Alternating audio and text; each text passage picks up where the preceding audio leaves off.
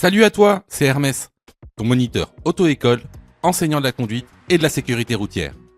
Aujourd'hui, je te propose un examen complet du code de la route, commenté et corrigé. Allez, on perd pas de temps, on commence tout de suite. Question numéro 1. Le niveau d'huile doit se situer entre le minimum et le maximum de la jauge. Oui, réponse A, non, réponse B.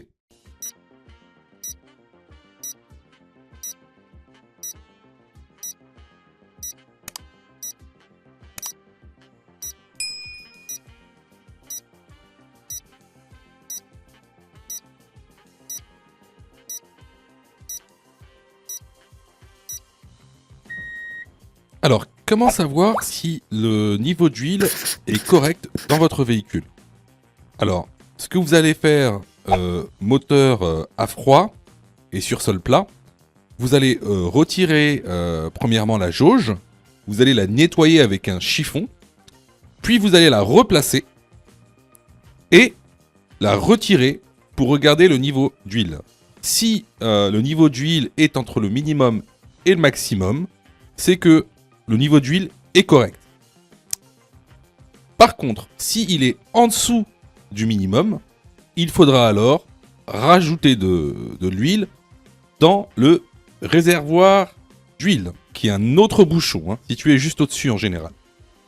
Donc ici, est-ce que le niveau d'huile doit se situer entre le minimum et le maximum de la jauge? La bonne réponse est la réponse A. Question numéro 2. La balise indique un passage à niveau à 150 mètres. Oui, réponse A. Non, réponse B.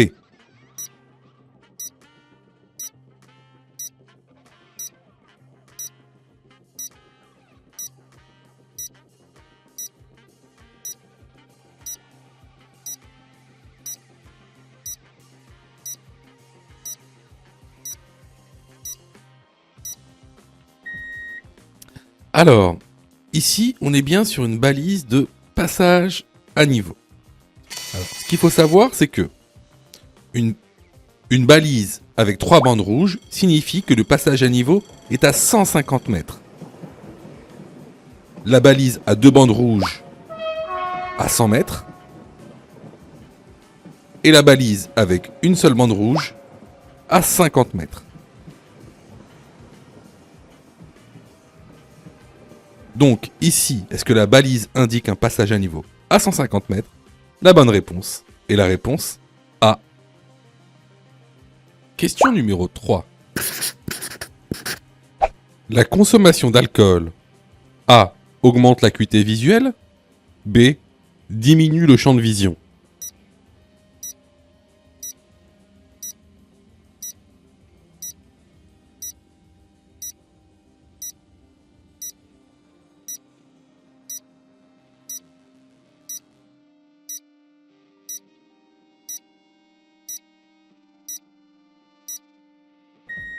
Alors, j'aime beaucoup cette question parce que tu vois, ça va nous permettre de réviser des notions très importantes et que souvent les élèves n'intègrent pas assez. Alors, on va revenir sur deux choses, l'acuité visuelle et le champ de vision. Alors, déjà, on va commencer par l'acuité visuelle. Alors, c'est quoi l'acuité visuelle? Donc, l'acuité visuelle, c'est la capacité de discerner un objet à une certaine distance. C'est aussi simple que ça. Vous voyez, c'est le test que vous faites quand vous allez chez l'ophtalmo et qui vous demande de lire des lettres de plus en plus petites. Voilà. Ça, c'est l'acuité visuelle. Ensuite, on a le champ visuel. Alors, le champ visuel, c'est quoi? En fait, c'est la portion de l'espace qu'on voit, soit avec un œil, soit avec les deux yeux. En général, quand on parle de champ visuel, on parle de champ visuel binoculaire, qui est, pour un être humain, à peu près de 120 degrés à l'arrêt. Alors, en général, l'alcool a pour effet de réduire et le champ visuel et l'acuité visuelle. Donc, ici, la bonne réponse sera la réponse B. donc la consommation d'alcool, diminue le champ de vision. Question numéro 4. Après ce panneau, je peux dépasser une voiture. Oui, réponse A. Non, réponse B.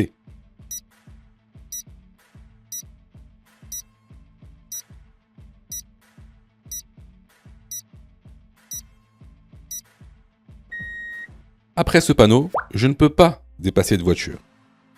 Ce qui est bon à savoir, c'est que ce panneau interdit le dépassement des véhicules motorisés, excepté les motos sans sidecar. Donc après ce panneau, vous ne pouvez pas dépasser de voiture, vous ne pouvez pas dépasser de camion, et vous ne pouvez pas dépasser de moto avec un sidecar. Par contre, vous pouvez dépasser une moto. La bonne réponse est la réponse B. Question numéro 5. Dans cette situation, je dépasse le cycliste, réponse A. Je klaxonne le cycliste, réponse B. Je reste derrière le cycliste pour le moment, réponse C.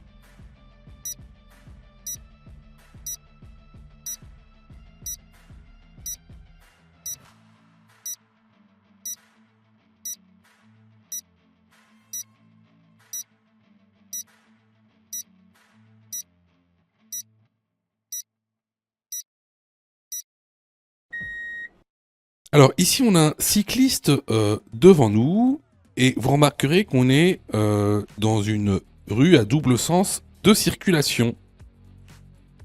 Et un peu plus loin devant nous, on a donc un véhicule, donc on va croiser le véhicule, à coup sûr. Or, vous le savez, hein, petit rappel, lorsqu'on dépasse un cycliste, on doit laisser un intervalle de sécurité de 1 mètre en agglomération.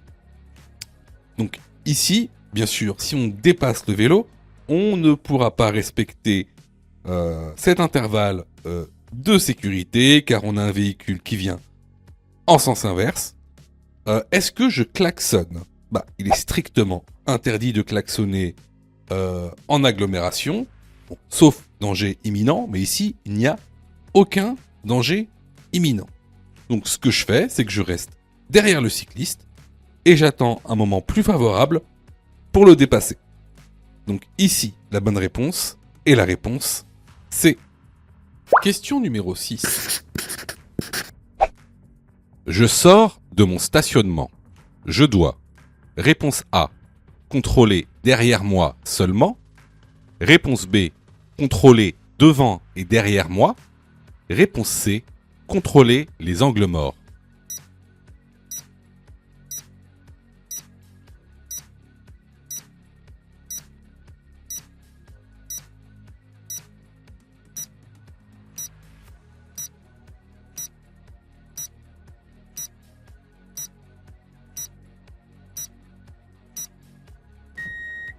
Alors ici, dans ce contexte, on a une voiture qui veut sortir de son stationnement, qui est un stationnement en créneau.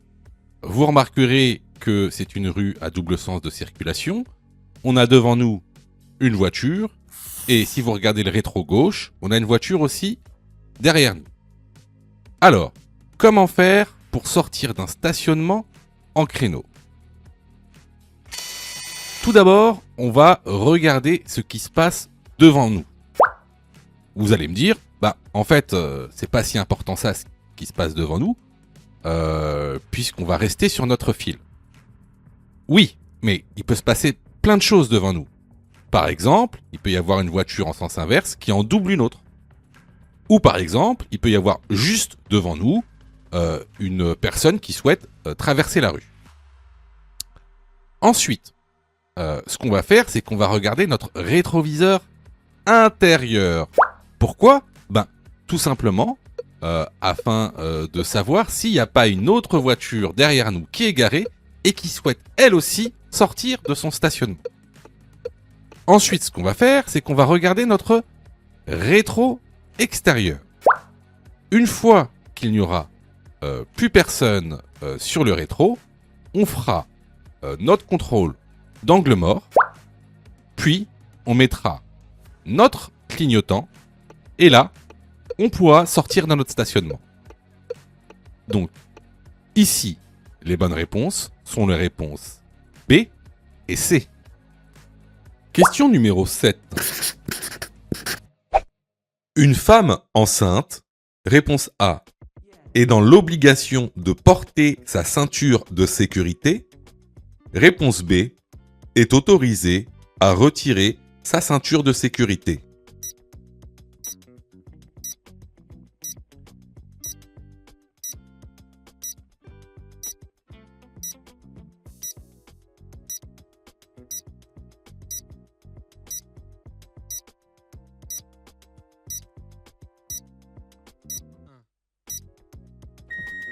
Alors, la ceinture de sécurité est obligatoire pour tous les usagers d'un véhicule. Donc, si vous êtes à l'intérieur d'un véhicule, que vous soyez conducteur ou passager, vous êtes obligé de mettre votre ceinture, que vous soyez un enfant, que vous soyez une femme enceinte, peu importe. Alors, effectivement, il faut savoir qu'il y a des dérogations. Mais ça, ce sont des cas vraiment particuliers. Il y a des dérogations préfectorales. Il faut passer devant un médecin agréé par la préfecture pour pouvoir justement avoir ces dérogations. Mais dans le cas général, la loi dit que la ceinture de sécurité est obligatoire pour tous. Donc ici, la bonne réponse est la réponse A. Question numéro 8. Durant ma période probatoire, je bois un verre d'alcool avant de conduire. Je risque d'être en infraction en cas de contrôle de police. Oui, réponse A. Non, réponse B.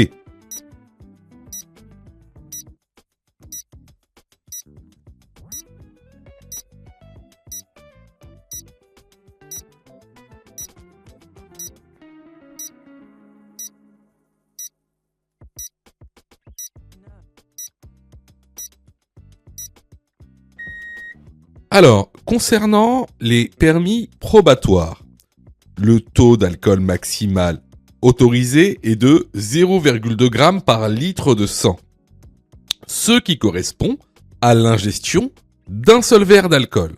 Donc oui, effectivement, si je bois un seul verre d'alcool, je peux être en infraction en cas de contrôle de police. De plus, si votre taux d'alcool est égal ou supérieur à 0,2 g par litre de sang en probatoire, vous perdez d'office 6 points. Donc, si vous vous faites prendre la première année, vous risquez également une invalidation de permis pour solde de points nuls. Donc, ici, pour revenir à la question, durant ma période probatoire, si je bois un verre d'alcool avant de conduire, je risque d'être en infraction en cas de contrôle de police. La bonne réponse est la réponse A. Question numéro 9. Grâce au détecteur d'angle mort, je n'ai plus besoin de la vision directe. Oui, réponse A. Non, réponse B.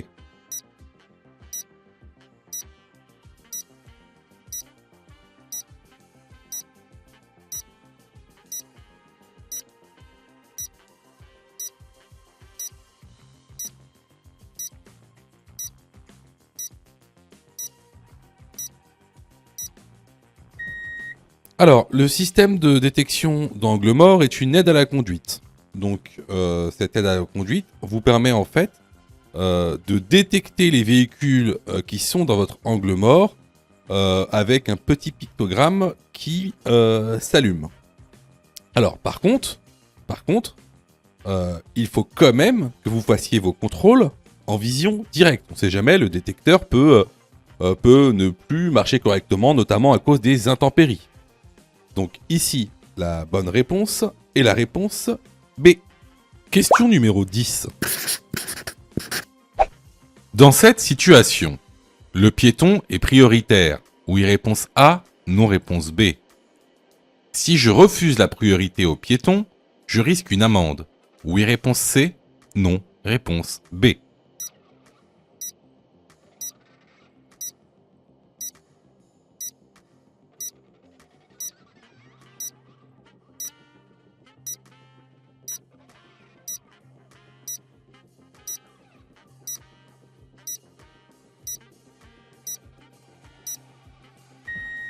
Alors, effectivement, ici, le piéton est prioritaire. Il y a un passage piéton.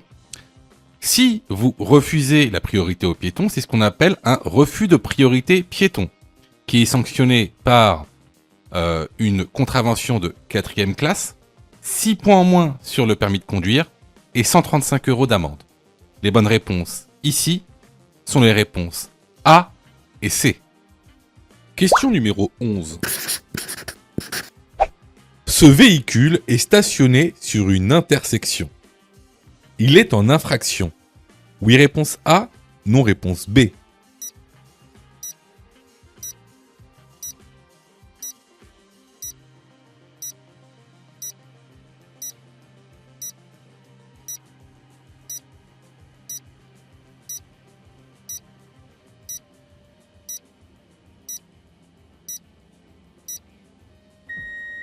Alors, il faut que tu saches qu'il est strictement interdit de se garer devant une intersection.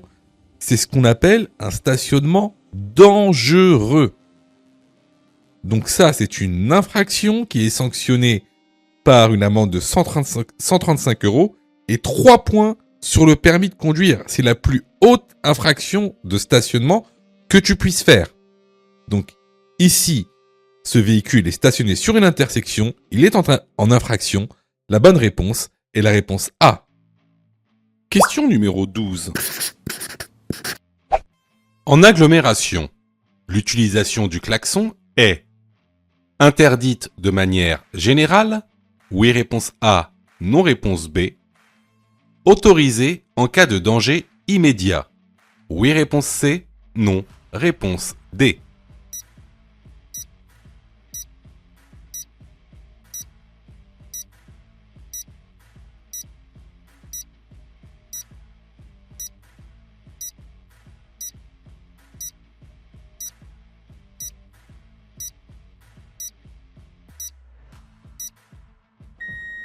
Alors effectivement, en agglomération, l'usage du klaxon est strictement interdit. Alors, il y a une exception, effectivement, lorsque un danger immédiat se présente, alors vous pouvez l'utiliser. Donc ici, les bonnes réponses vont être les réponses A et C. Question numéro 13. Au feu rouge, je dois m'arrêter. A à la première ligne, B à la deuxième ligne.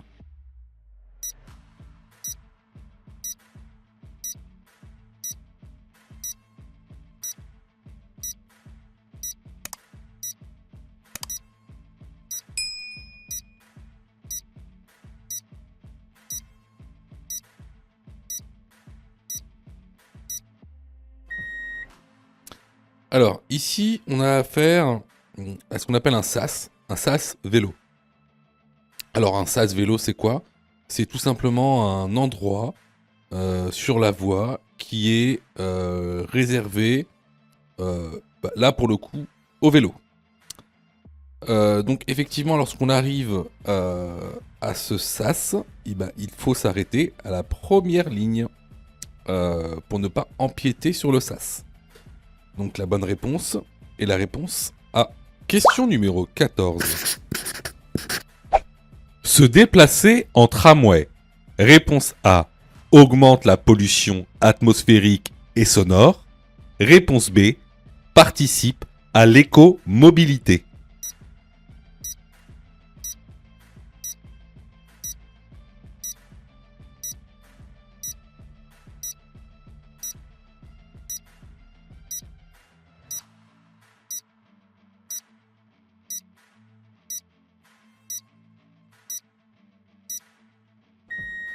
Alors, l'écomobilité, c'est quoi?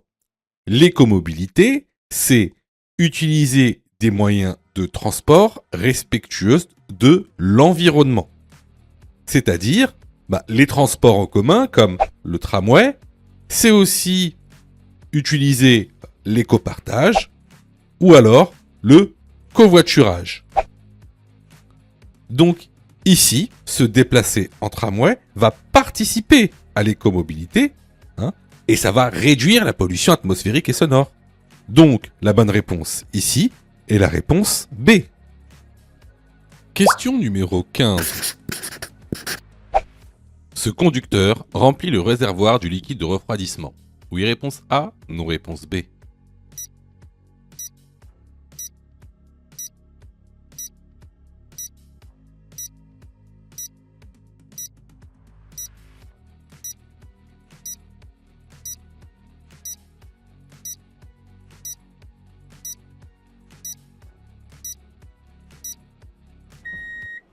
Alors, ici, ce qu'on voit, c'est le réservoir du lave-glace.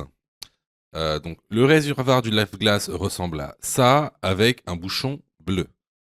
Le réservoir du liquide de refroidissement, en fait, c'est un ballon, et en général avec un bouchon noir.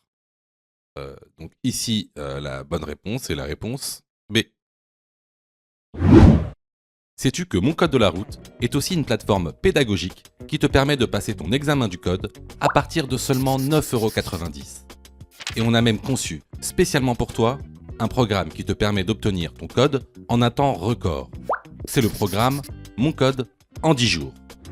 Avec un calendrier de révision personnalisé, un contenu pédagogique par thème conforme à la nouvelle réforme, des nombreux tests d'examen blanc issus de l'examen officiel, accessible sur smartphone, tablette et PC durant 1 an et en accès illimité. Et surtout, cette formation est 100% remboursée en cas d'échec à l'examen. Alors, si tu souhaites obtenir ton code du premier coup sans te ruiner et sans risque, rejoins notre programme en cliquant sur le lien en description de la vidéo. Pour ça, tu as juste à cliquer sur le lien en description et à choisir ta formule. Question numéro 16. La distance de sécurité est la distance minimale réglementaire entre deux véhicules. Oui, réponse A, non, réponse B. À 80 km/h, elle est de réponse C, 48 mètres, réponse D, 24 mètres.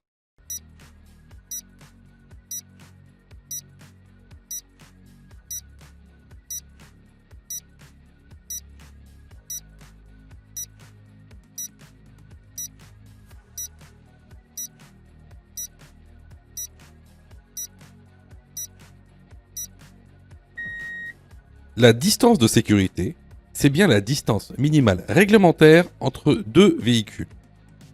Elle correspond à la distance parcourue pendant 2 secondes. À 80 km/h, cette distance est de 48 mètres. Alors comment on la calcule? C'est très simple. On prend le chiffre des dizaines, ici le 8, on la multiplie par 3, donc 3 fois 8, 24, et on la remultiplie par 2, donc 24 fois 2, 48. Donc ici, les bonnes réponses sont les réponses A et C. Si vous avez du mal avec le calcul de la distance de sécurité, je vous conseille vivement d'aller dans la formation. Question numéro 17. Conduire dans un état de fatigue augmente le risque d'accident. Oui, réponse A, non, réponse B.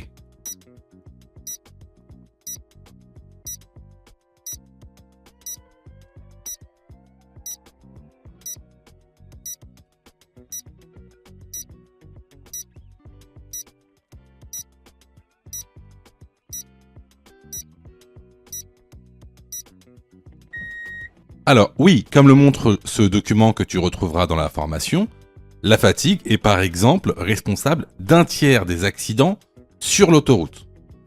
Donc ici, la bonne réponse est la réponse A. Question numéro 18. Sur certains véhicules, je peux régler mon siège en hauteur. Oui, réponse A, non, réponse B.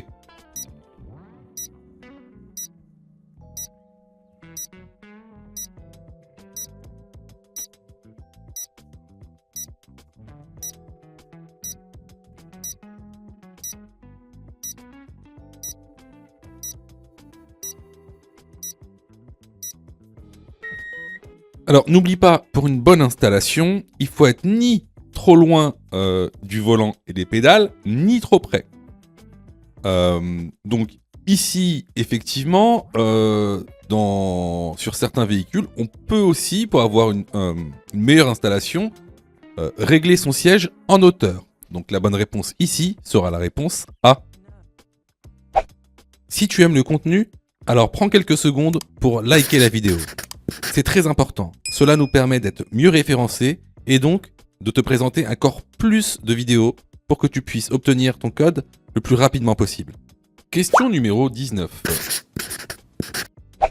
Le croisement s'avère difficile. Je ralentis ou je m'arrête? Oui, réponse A. Non, réponse B.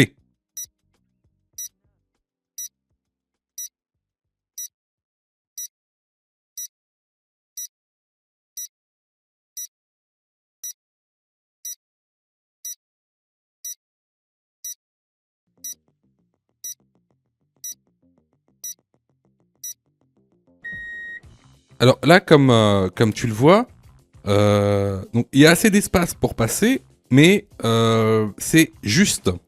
Donc quand c'est juste comme ça, on va faciliter le passage au bus, surtout en agglomération. Donc on ralentit ou si besoin, on s'arrête pour le laisser manœuvrer. La bonne réponse ici est la réponse A. Question numéro 20. Mon téléphone sonne, je réponds. Oui, réponse A, non, réponse B.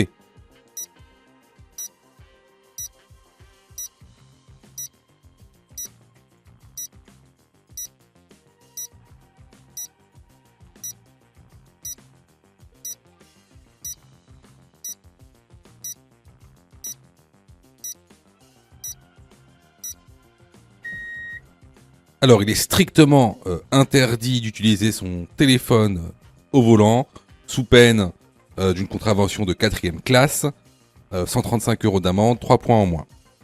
Mais aussi parce que l'utilisation du téléphone au volant multiplie par 3 le risque d'accident. Les bonnes réponses ici sont la réponse B. Question numéro 21.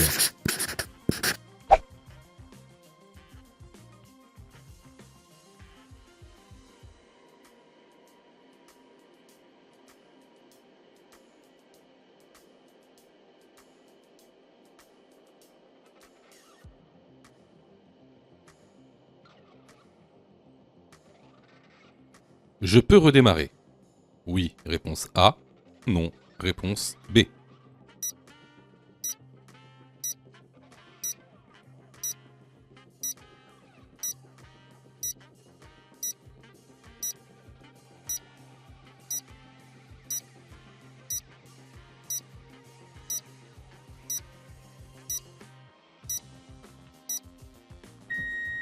Comme tu peux le voir ici, les feux continuent de clignoter. Donc, je dois m'arrêter, je pourrai repartir lorsque les feux cesseront de clignoter. La bonne réponse est la réponse B. Question numéro 22. Lors d'un accident, après avoir protégé les lieux, je dois alerter les secours. Oui, réponse A. Non, réponse B.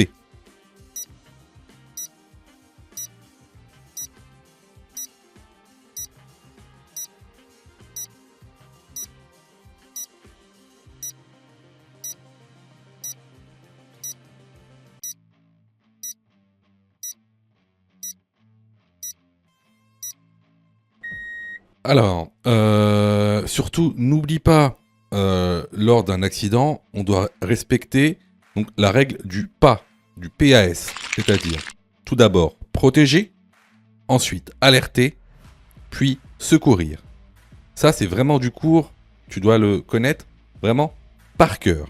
Je te conseille vivement de te former pour justement pas te tromper sur des questions basiques de cours.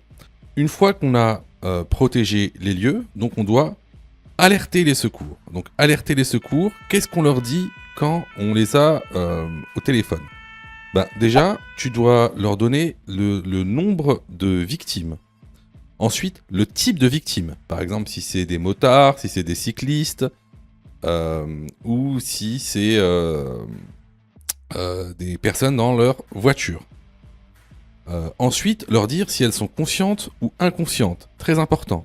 si elles respirent ou non, si elles ont des hémorragies aussi ou non. Donc voilà c'est quoi alerter. Donc ici, à la question, lors d'un accident, après avoir protégé les lieux, je dois alerter les secours? La réponse est oui. Alors, attention, tout ce qui est dit sur cette chaîne concernant les secours, les premiers secours à la personne ne sont valables que pour l'examen du code de la route. C'est de la théorie pure. Pourquoi je vous dis ça? Parce qu'en fait, dans la réalité, il y a plein de cas particuliers. Donc, si vous voulez savoir comment réellement secourir une personne, il faut passer votre brevet de secourisme. D'accord? Donc, ce qui est dit ici n'est valable que pour passer l'examen du code de la route, car c'est de la théorie. On ne fait que balayer les grandes lignes. Question numéro 23. Après un déménagement, je dispose d'1 mois pour modifier mon certificat d'immatriculation. Oui, réponse A. Non, réponse B.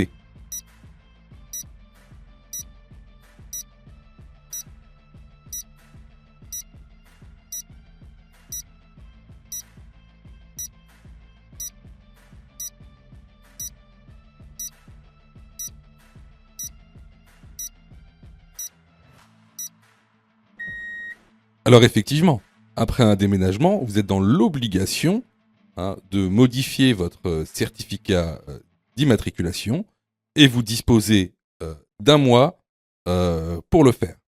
Donc la bonne réponse ici est la réponse A. Question numéro 24.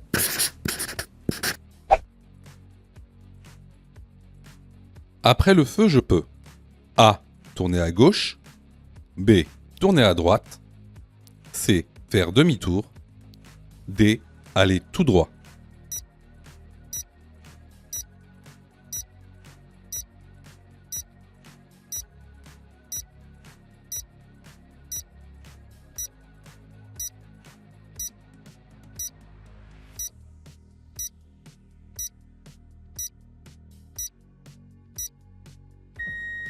Alors, avant de répondre à la question, je vous conseille d'aller sur une de mes vidéos. J'ai fait une vidéo complète disponible sur ma chaîne sur les panneaux d'interdiction et d'obligation. Alors ici, on se retrouve face à 2 panneaux.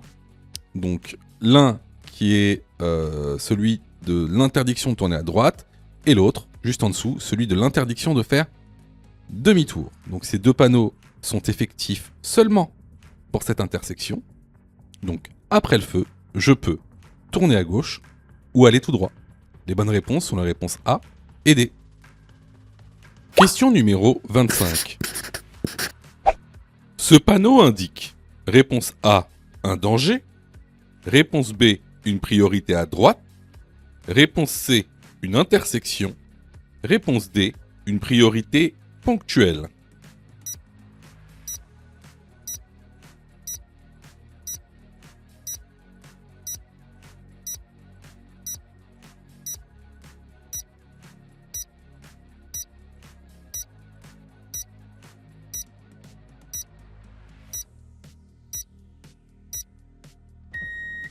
Alors, tout d'abord, ce panneau, c'est un panneau triangulaire sur fond blanc avec un liseré rouge. C'est donc un panneau de danger. Alors, ce panneau de danger, il indique quoi? Il indique que vous avez la priorité à la prochaine intersection. Il indique donc qu'il va y avoir une intersection. Donc, ici, les bonnes réponses sont les réponses A, C et D. Les vidéos sont totalement gratuites, donc abonne-toi pour aider la chaîne et surtout, active les notifications pour être prévenu des dernières vidéos et avoir ton code beaucoup plus rapidement. Question numéro 26. Le pictogramme de quantité de carburant est réponse A précis, réponse B approximatif.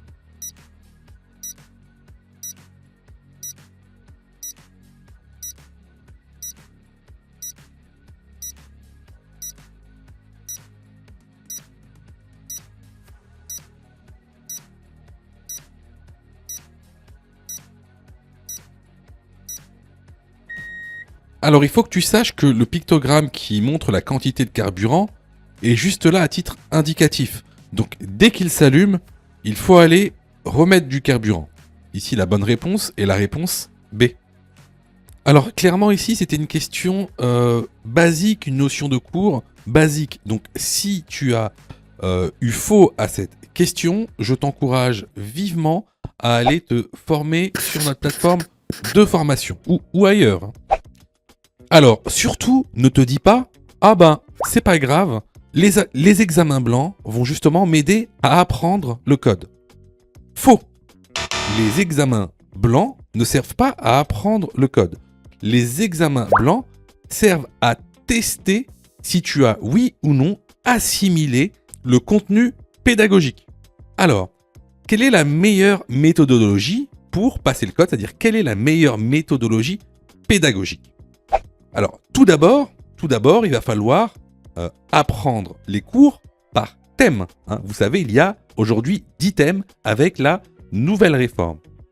Une fois que tu auras appris ces 10 thèmes et tous les contenus de ces 10 thèmes, alors tu pourras passer à des exercices d'entraînement par niveau de difficulté. Tout d'abord les exercices faciles, les exercices moyens et les exercices difficiles. Une fois ce travail effectué, là, tu pourras t'exercer à faire des examens blancs. Surtout, ne pense pas que les examens blancs vont t'aider à apprendre. Ce n'est pas vrai. Et d'ailleurs, c'est pour ça que beaucoup de gens ratent leur code de la route. N'oubliez pas que le taux de réussite au code de la route est d'environ 60%. C'est-à-dire qu'il y a quasiment 40% des personnes qui échouent au code de la route, justement parce qu'ils n'ont pas la bonne méthodologie pédagogique. Donc ici, si tu t'es trompé à cette question, je t'encourage vivement à venir sur notre plateforme pédagogique et à participer à la formation. Pour ça, tu as juste à cliquer sur le lien en description et à choisir ta formule. Question numéro 27. Je risque de rencontrer des travaux. Oui, réponse A. Non, réponse B.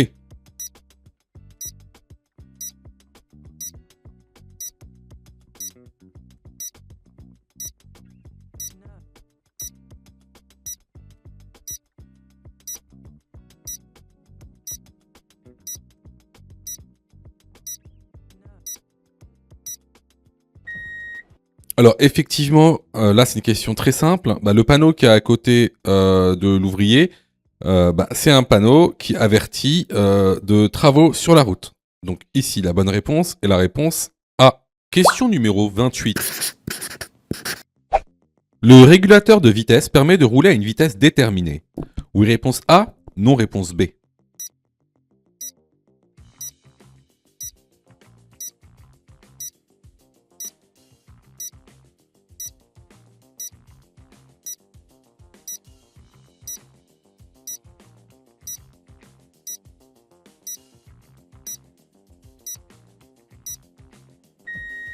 Alors oui, effectivement, donc contrairement au limiteur de vitesse, lui, le régulateur va te permettre de rouler à une vitesse déjà prédéterminée par toi-même. Alors, comment ça marche un régulateur de vitesse exactement? Alors, le régulateur de vitesse, c'est une fonction qui permet de maintenir ton véhicule à une vitesse présélectionnée sans appuyer sur l'accélérateur. Alors, pour mettre en service le régulateur de vitesse, il faut appuyer sur le contacteur Mode pour sélectionner la fonction de régulateur de vitesse. Ensuite, il y a un petit témoin qui s'allume et le message régulateur prêt, 7 pour activer, apparaît sur le tableau de bord. Donc là, il attend que tu mettes une vitesse. Donc pour définir la vitesse, donc tu pousses la commande 7 plus pour augmenter la vitesse ou 7 moins pour la diminuer. Donc après, vous allez avoir un petit témoin qui va s'allumer en vert. Ici, 70. Donc là, tu peux retirer ton pied de la pédale d'accélérateur. Tu pourras désactiver le régulateur tout simplement en appuyant sur la pédale de frein. Donc ici, la bonne réponse est la réponse A. Question numéro 29. L'indice le plus important est en zone. Réponse A, zone A. Réponse B, zone B. Réponse C, zone C.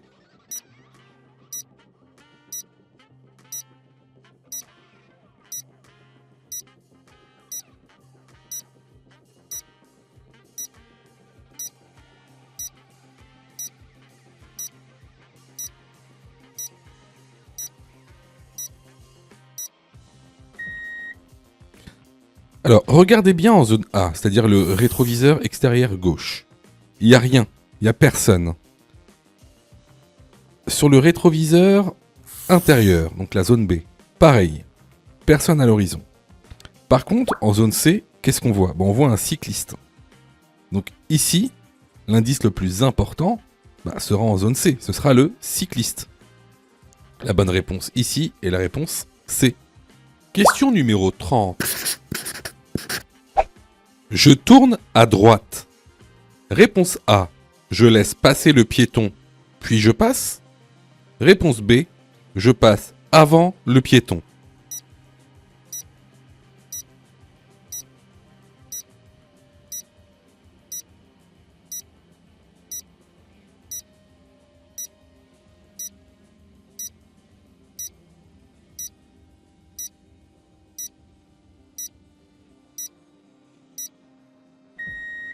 Alors ici, si vous regardez bien, le piéton est déjà engagé. Donc, je le laisse passer par mesure de sécurité. La bonne réponse ici est la réponse A. Question numéro 31.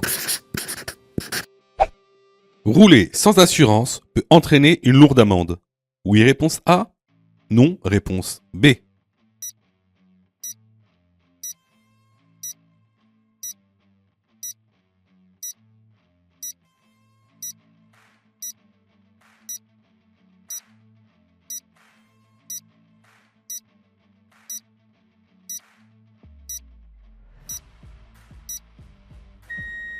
Alors, sachez que rouler sans assurance est un délit. Donc on a passé le stade de la contravention. Ce délit vous sanctionne d'une amende forfaitaire de 500 €, à laquelle est ajouté 50% au profit du fonds de garantie. Au total, vous devrez payer 750 € pour ce délit.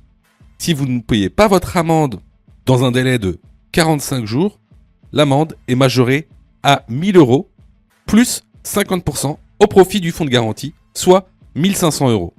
La bonne réponse ici est la réponse A. Question numéro 32. Je programme mon GPS avant de conduire. Oui, réponse A. Non, réponse B.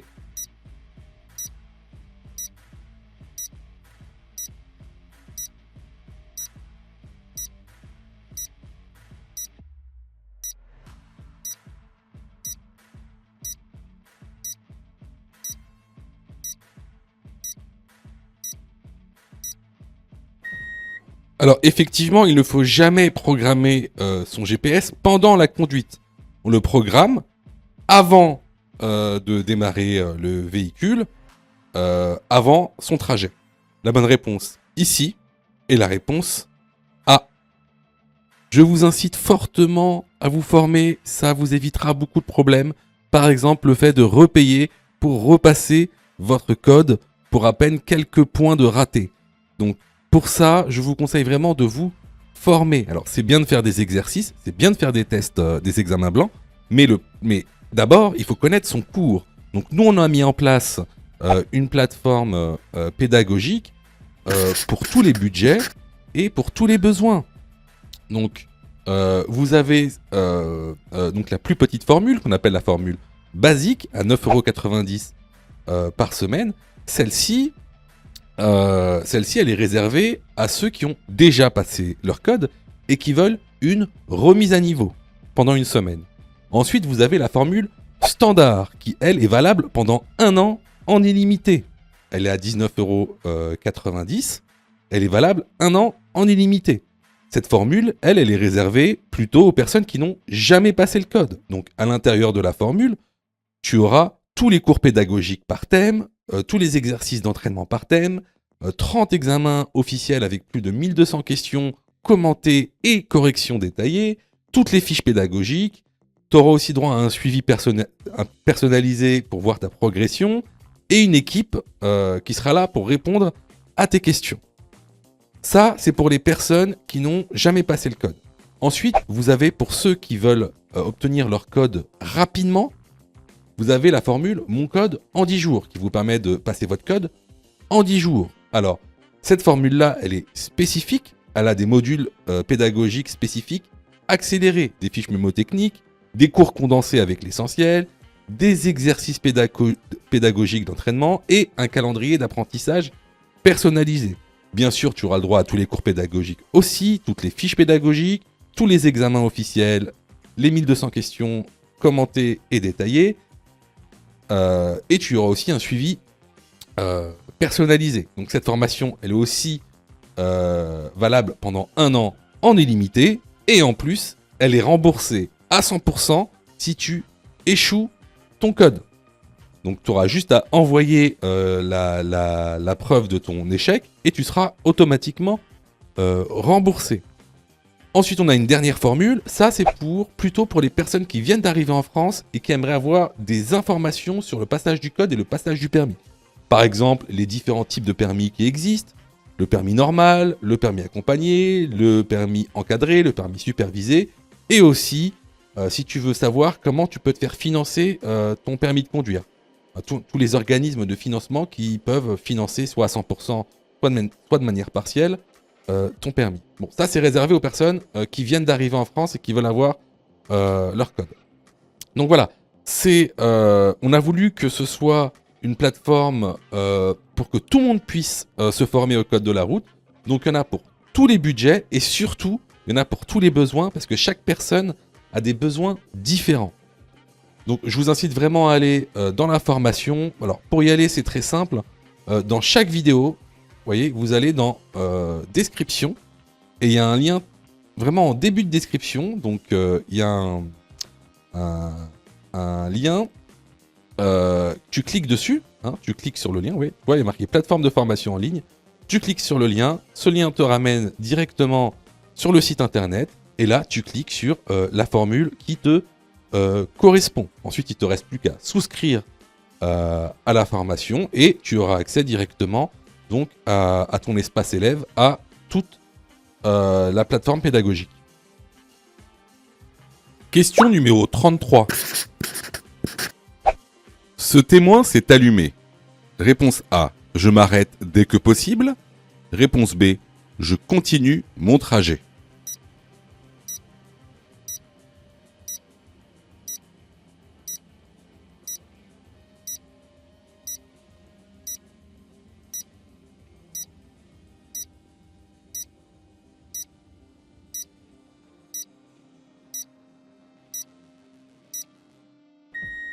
Alors, ce témoin indique donc une surchauffe du circuit de refroidissement. C'est le témoin le plus grave que tu puisses avoir dans une voiture, car il refroidit ton moteur. Donc, dans ce cas-là, on s'arrête dès que possible, en sécurité bien sûr. Surtout, on ne continue pas son trajet. La bonne réponse, ici, est la réponse A. Question numéro 34. Je peux stationner sur la voie à ma droite. Oui, réponse A. Non, réponse B.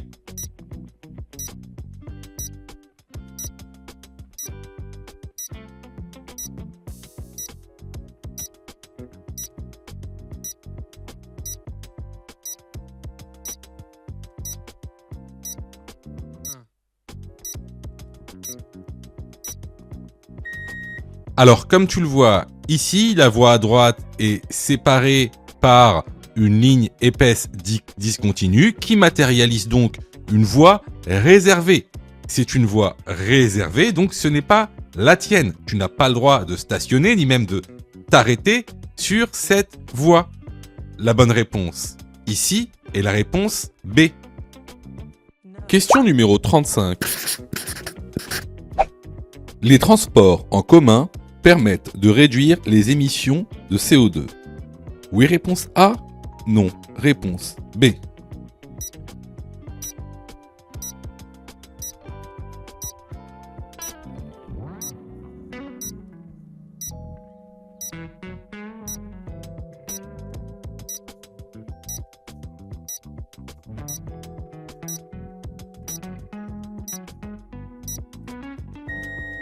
effectivement, les transports en commun permettent de réduire les émissions de CO2. La bonne réponse ici est la réponse A. Question numéro 36. L'indicateur de vitesse est obligatoire. Oui, réponse A. Non, réponse B.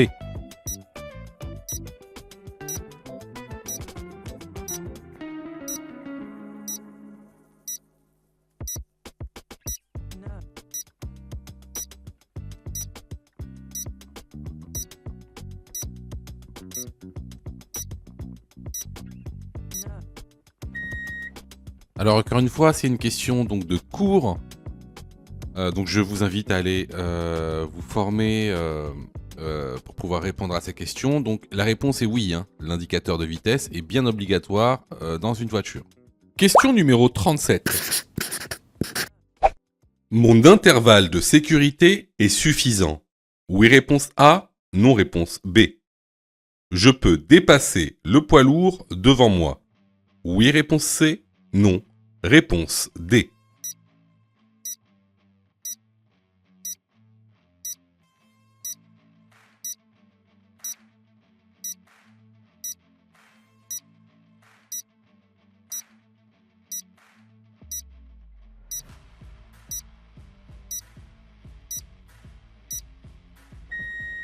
Alors, concernant l'intervalle de sécurité, donc question redondante, qui va sûrement vous être posée à l'examen.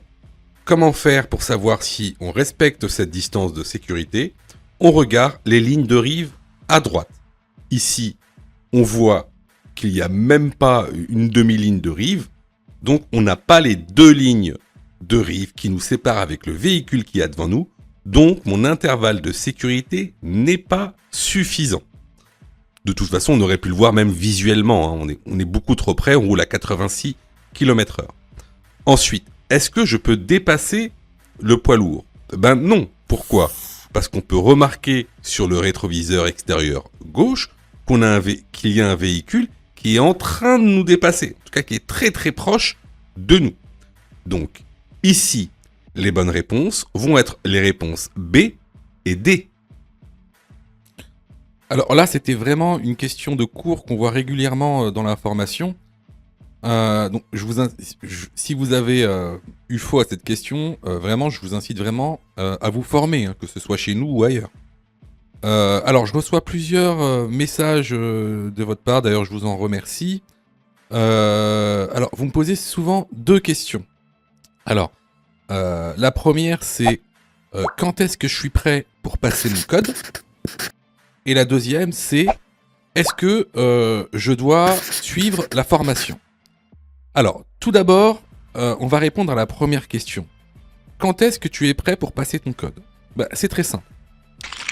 Si tu fais moins de 5 fautes sur les 5 dernières séries d'examens blancs que tu as fait, alors tu es prêt à passer le code de la route. Donc attention, hein, ça veut dire qu'il faut que sur les 5 dernières séries que tu as faites, de manière consécutive, il n'y a pas une seule série où tu as fait plus de 5 fautes. Donc si tu as fait plus de 5 fautes à une seule série, il faut que tu continues à faire des examens blancs. La deuxième question.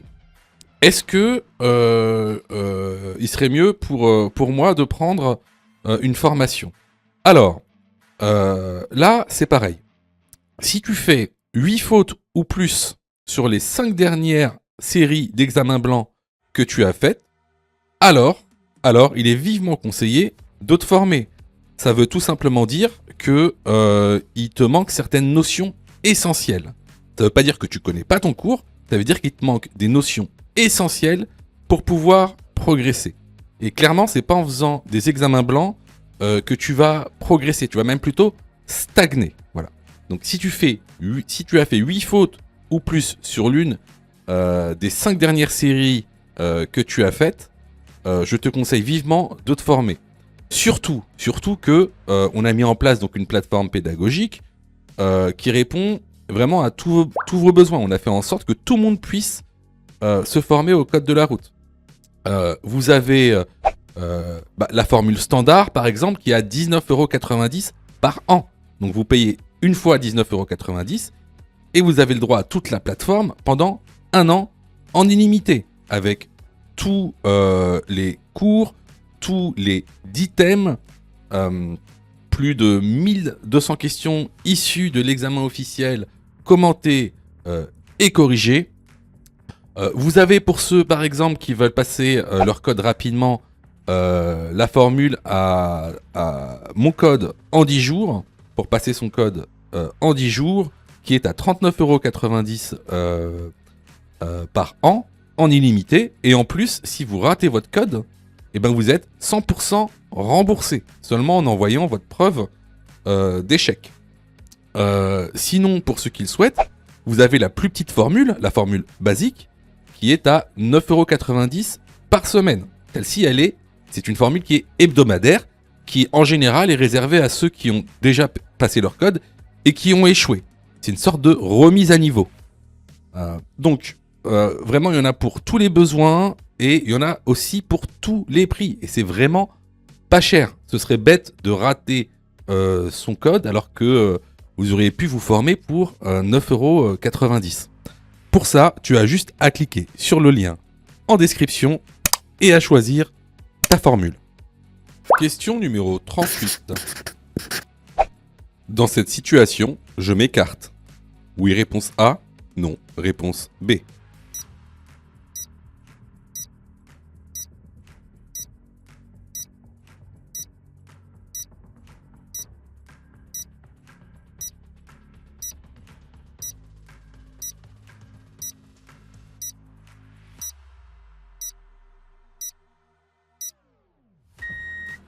Alors, vous voyez au loin, il y a la petite camionnette blanche qui a ses feux arrière allumés. Donc, je pourrais, par exemple, penser à m'écarter vers la gauche pour laisser sortir la camionnette. Cependant, si on regarde le rétroviseur gauche, on voit qu'il y a un scooter qui essaye de me dépasser. Donc, effectivement, dans ce cas-là, je ne m'écarte pas. La bonne réponse est la réponse B. Question numéro 39. Réduire l'utilisation de la voiture permet A. De diminuer les nuisances sonores. B. De diminuer la pollution. C. De supprimer tout risque d'accident.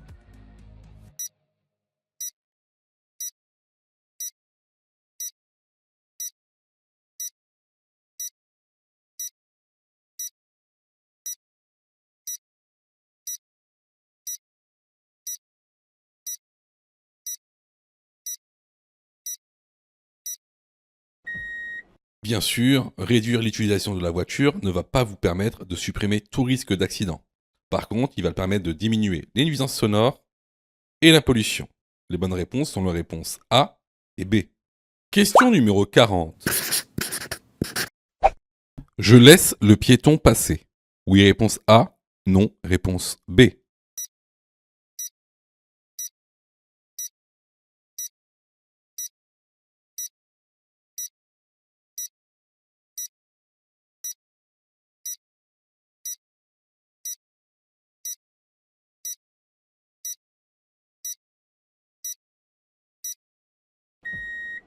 Alors ici, vous voyez qu'il n'y a pas de passage piéton. Il n'y a pas de passage piéton et le piéton n'est pas sur la voie. Donc, aucune raison de laisser passer le piéton. De plus, il y a un véhicule derrière. Vous voyez, dans le rétro, il y a un véhicule rouge. Ce véhicule rouge, peut-être qu'il n'a pas vu le piéton. Donc, qu'est-ce qui se passe? Si vous vous arrêtez pour laisser passer le piéton, le véhicule rouge, lui, il va avoir une incompréhension, il va pas savoir pourquoi vous vous arrêtez, et lui, il va accélérer. Et il risque d'entrer en collision avec le piéton. Donc ici, je ne laisse pas passer le piéton. La bonne réponse est la réponse B. Si tu as fait 8 fautes ou plus, ne panique pas. Rejoins-nous sur notre plateforme pédagogique en ligne en cliquant sur le lien en description de la vidéo. Tu pourras alors choisir la formule qui te convient. N'oublie pas de liker la vidéo et de t'abonner pour recevoir toutes les dernières notifications. Tu peux aussi continuer à t'entraîner en cliquant sur l'une des vidéos qui s'affichent.